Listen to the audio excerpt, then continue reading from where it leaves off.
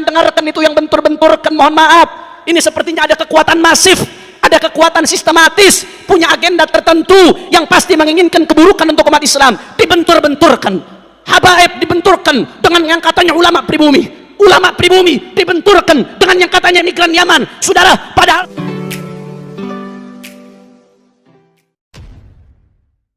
Assalamualaikum warahmatullahi wabarakatuh. Kembali berjumpa dengan saya di channel Gagasan Progresif 9, sahabat sebangsa dan setanah air di mana saja Anda berada.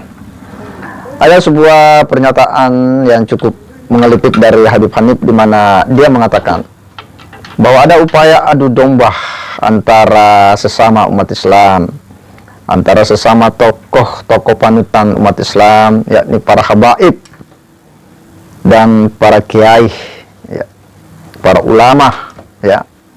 Padahal dua-duanya ini adalah penerus Rasulullah Shallallahu Alaihi Wasallam. Habaib adalah suriat Nabi, ya. Sementara para ulama, para kiai adalah pewaris para Nabi, yang melanjutkan dakwah Rasulullah Muhammad Shallallahu Alaihi Wasallam. Tetapi ini yang kemudian menjadi pertanyaan hari ini. Sejak Kiai Imad membuat sebuah tulisan ilmiah, hingga hari ini terus menjadi wacana yang mengemuka di ruang-ruang publik yang belum ada titik temu.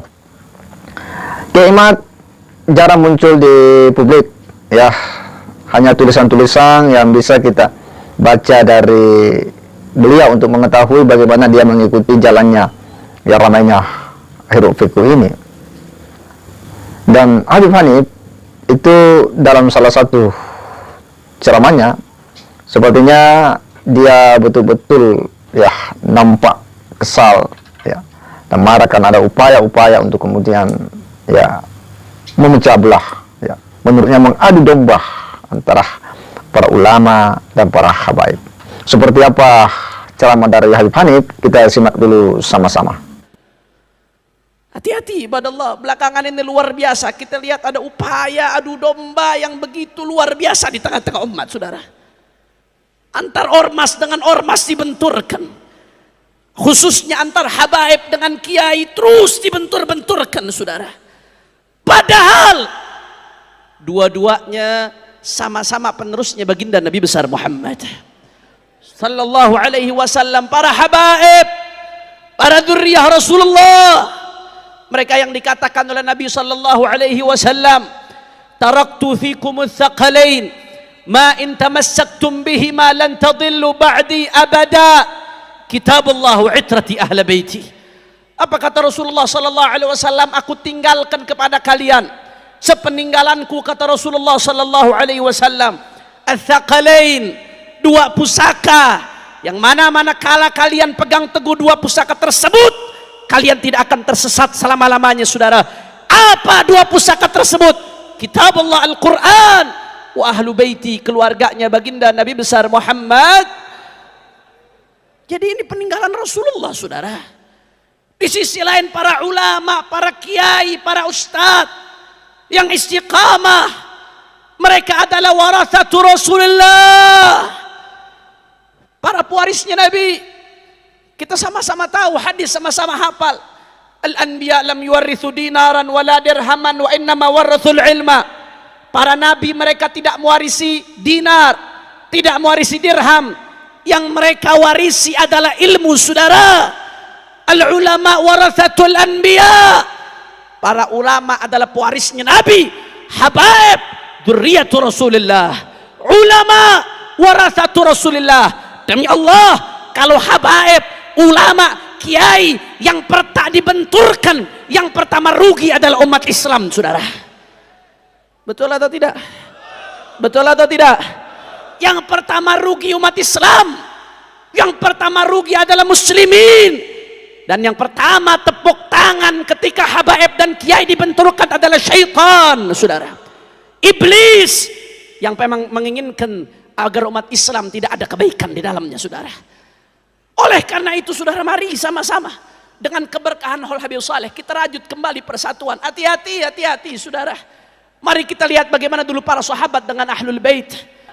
Terbangun hubungan pewaris Nabi dengan dzurriyyat Nabi dari dulu sudah terbangun luar biasa, saudara. Makanya jangan dengarkan itu yang bentur-benturkan, mohon maaf. Ini sepertinya ada kekuatan masif, ada kekuatan sistematis, punya agenda tertentu yang pasti menginginkan keburukan untuk umat Islam. Dibentur-benturkan, habaib dibenturkan dengan yang katanya ulama pribumi. Ulama pribumi dibenturkan dengan yang katanya migran Yaman. Saudara, padahal semuanya sama-sama berjuang, semuanya sama-sama pewaris Nabi, semuanya sama-sama pejuang Islam, pejuang NKRI, saudara, betul. Makanya kalau kita lihat, saudara, dulu bagaimana hubungan ulama-ulama kita, kiai-kiai kita dengan habaib, bahwa memang perdebatan soal Suryat Nabi sejak tulisan Kiai Imad ini ya mengguncang ya jagat media sosial, khususnya para kalangan habaib, ya memang ini masih menjadi sebuah perdebatan ya. Karena kenapa? Bahwa ini adalah sebuah riset ilmiah ya, ini bukan sebuah tulisan biasa.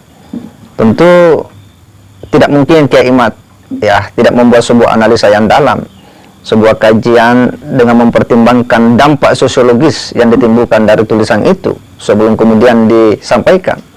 Itu sudah menjadi sebuah pertimbangan-pertimbangan tentu yang matang dari Kiai Imad. Dia sudah memperhitungkan bakal dampak-dampak yang akan timbul dari tulisan itu. Dan memang kan tulisan itu mempertanyakan bahwa ya Ubaidillah bin Ahmad ya bin Isa ini tidak terkonfirmasi dari kitab-kitab abad keempat, kelima, ya, keenam, dan seterusnya. Nah, ini yang menjadi pertanyaan kunci ya dari Kiai Imad. Dan itu kan riset ilmiah. Harusnya ini harus dibantah pula dengan riset ilmiah. Ya. Kita jangan berpikiran negatif dengan membangun narasi bahwa wah ini ada upaya-upaya untuk kemudian membenturkan umat Islam antara kiai dengan habaib. Oh, ini adalah sebuah upaya yang masif ya, yang digerakkan oleh misalnya buzzer untuk membenci habaib ya. Bukan di situ konteksnya. Ini sebuah penelitian ilmiah, ini sebuah riset. Bahkan Kiai Imad dalam ceramahnya yang terbaru ketika dia muncul ya di publik, dia siap berdialog, dia siap untuk kemudian mendiskusikan hal yang hari ini kemudian menjadi viral. Dan menurut saya itu hal yang menarik ya, sebagai seorang intelektual, sebagai sebuah kaum terpelajar ya, segala sesuatunya memang harus dibicarakan dalam kerangka ilmu pengetahuan ya, dengan kaidah-kaidah ilmiah tentu yang menjadi ukurannya, bukan debat kusir lalu kemudian di media saling serang. Nah, kita berharap sebenarnya bahwa Rabita Alawiyah sebagai yang menaungi ya dari para habaib ini, pencatat lembaga nasab, itu harusnya turun tangan ya, dalam arti yang paling tidak ini harus menjadi ya semacam wadah untuk kemudian mencari solusi terbaik dari hiruk pikuk ini. Rabita Alawiyah ya harus memberikan upaya penyelesaian yang sifatnya mengedukasi ya, yang sifatnya mencerahkan umat ya, agar tidak larut dalam peristiwa-peristiwa yang bisa saja kita ini ya terus ya berpikir curiga dan sebagainya.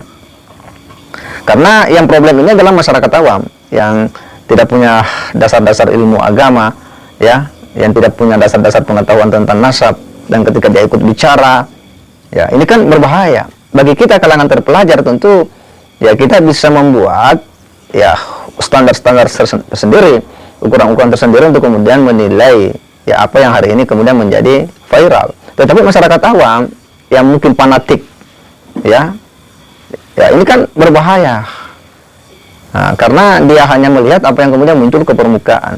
Ketika ada orang yang mengatakan bahwa itu kan upaya untuk kemudian ya membenci habaib, nah masyarakat awam yang minim pengetahuan, wah ini bisa langsung membenarkan, dan itu kan berbahaya. Nah, karenanya ya hindarilah segala framing-framing yang mengatakan ini adu domba ya, saya kira itu harus dijauhkan, bahwa ini adalah sebuah murni persoalan pengetahuan yang harusnya diselesaikan dengan ilmu pula, supaya betul-betul bisa mengedukasi publik dan umat Islam. Saya kira demikian. Wassalamualaikum warahmatullahi wabarakatuh.